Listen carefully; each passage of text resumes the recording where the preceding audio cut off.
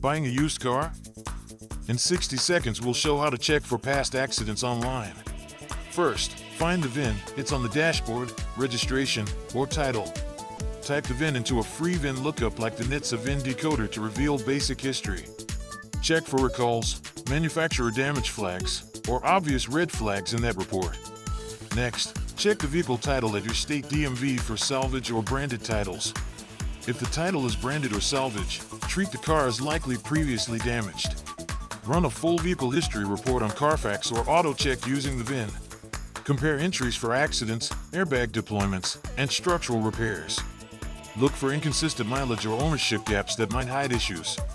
Also check inspection records, repair invoices, and state records for photos and notes.